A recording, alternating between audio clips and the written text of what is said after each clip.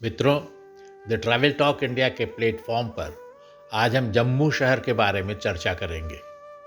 The travel talk के mobile app पर अभी तक दिल्ली, आगरा, वाराणसी, जयपुर तथा मथुरा वृंदावन शहरों के दर्शनीय स्थलों के बारे में विस्तार से दिया गया था। अब उसमें जम्मू शहर भी जोड़ दिया गया है।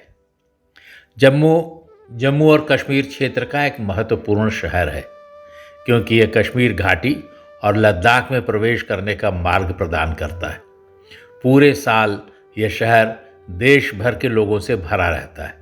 यह शहर तवी नदी के तट पर स्थित है। स्थानीय परंपरा के अनुसार यह शहर 3000 साल पुराना है। हालांकि जम्मू का नाम इसके संस्थापक राजा जम्बू लोचन के नाम पर रखा गया है, जिनके बारे में माना जाता है कि उन्होंने 9वीं शताब्दी में इस क्षेत्र पर शासन किया था। तारीख आज़मी के अनुसार जम्मू 900 सी के आसपास अस्तित्व में आया। दुर्गारा राज्य या दुग्गर या डोगरा भी इसी समय के आसपास से जाना जाता है। माना जाता है कि उस समय दुर्गारा राज्य की राजधानी वल्लभपुर थी, जिसे आधुनिक बिलावर के नाम से पहचाना जाता है। कल्हण की राज तरंगिनी में इसके शासकों के बार बार उल्लेख मिलता है।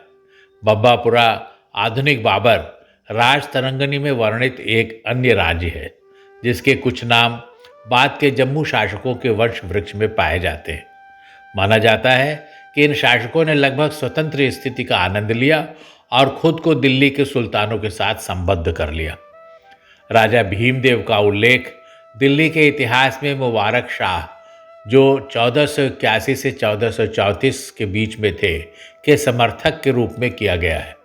जम्मू का उल्लेख तैमूर, जो 1370 से 1406 के बीच में थे, के इतिहास में किया गया है, जिन्होंने 1398 में दिल्ली पर आक्रमण किया और जम्मू के रास्ते समरकंद लौट गए।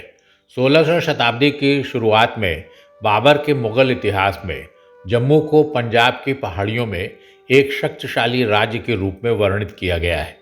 ऐसा कहा जाता है कि मन्हास राजपूतों द्वारा शासित किया गया था।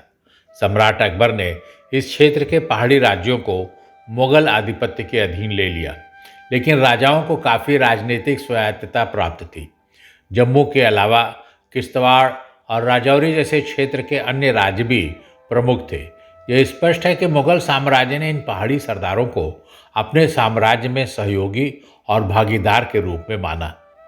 18वीं शताब्दी में मुगल सत्ता के पतन के बाद जम्मुवाल परिवार के राजा ध्रुव देव के अधीन जम्मू राज्य ने सभी दुर्ग राज्यों के बीच अपना वर्चस्व स्थापित किया।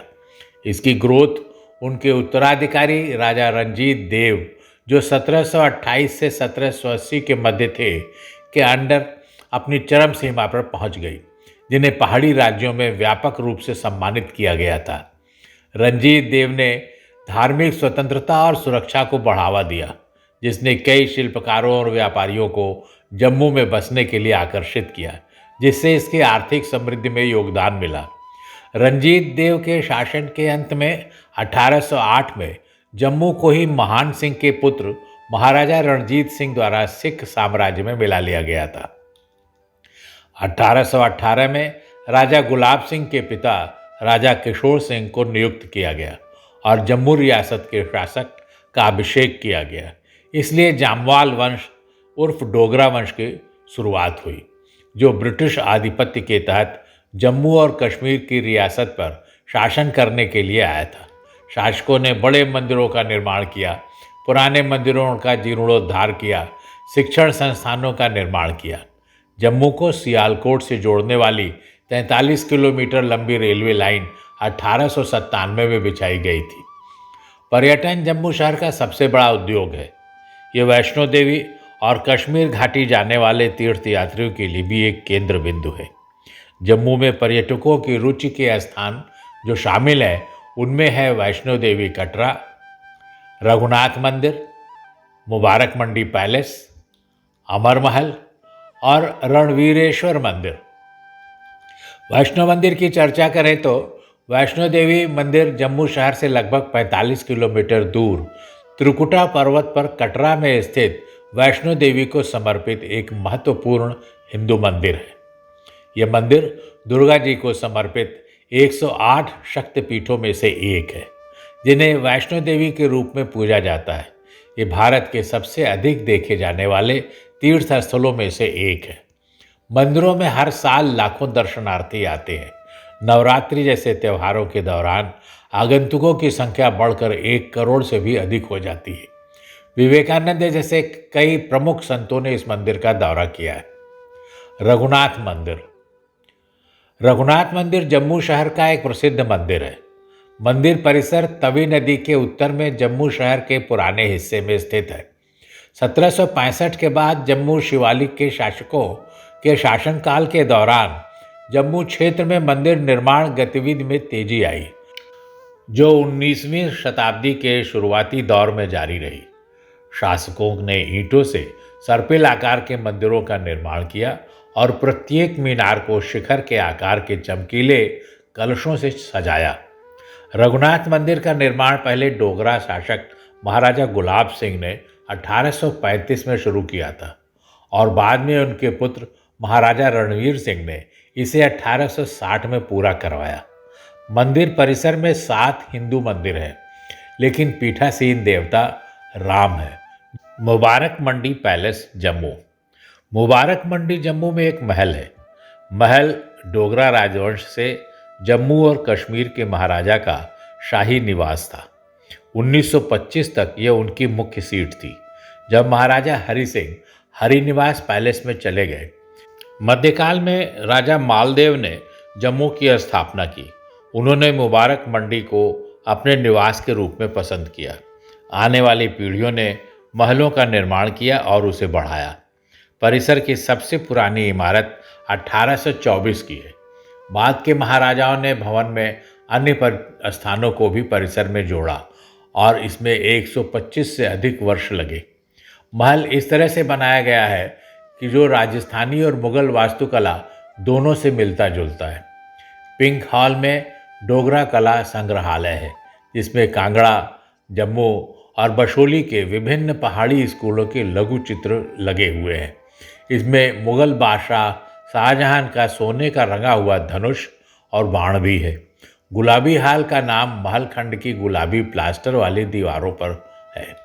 आजकल महल के कुछ हिस्सों में सरकारी कार्यालय, अदालतें और डोगरा कला संग्रहालय है। हालांकि महल के अन्य हिस्से खंडहर में हैं, क्योंकि महल 36 से अधिक बार आग का शिकार हो चुका है। इसके अलावा इमारत 1980 और 2005 में भूकंप से भी क्षतिग्रस्त हो गई थी। अमर महल पैलेस जम्मू। जम्मू में अमर महल पैलेस जम्मू और कश्मीर के शाही अतीत की झलक देता है। महल का निर्माण 19वीं सदी में एक डोगरा राजा महाराजा अमर सिंह ने करवाया था। महल डोगरा वंश का अंतिम आधिकारिक निवास था और राज्य के अंतिम राजा महाराजा हरि सिंह इसमें रहते थे। अमर महल तवी नदी के दाहिने किनारे पर स्थित है। तवी नदी को सूर्यपुत्री के नाम से भी जाना जाता है। तवी जम्मू शहर अपने किलों, महलों और मंदिरों के लिए प्रसिद्ध है। करण सिंह जी और उनकी पत्नी यशोराज लक्ष्मी ने कलात्मक प्रतिभा को प्रोत्साहित करने और ललित कला केंद्र स्थापित करने और भारतीय कलाओं को बढ़ावा देने के लिए अन्य समान विचारधारा वाले संस्थानों के साथ सहयोग करने के उद्देश्य से महल को दुर्लभ पुस्तकों और कला के कार्यों के लिए एक संग्रहालय में बदल दिया। इस उद्देश्य के लिए उन्होंने महल के संपत्ति को हरी तारा चैरिटेबल ट्रस्ट नामक एक ट्रस्ट को हस्तांतरित कर दिया।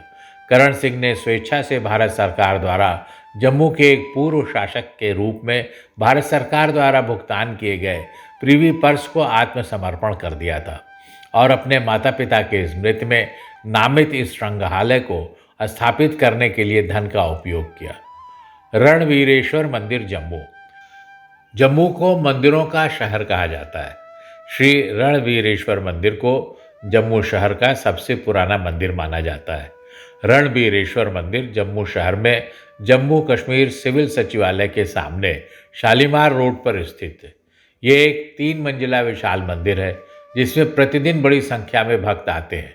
ये मंदिर भगवान शिव को समर्पित है। इसे 1883 में महाराजा रणवीर सिंह ने बनवाया था। बाद में मंदिर का नाम उनके नाम पर रख दिया गया।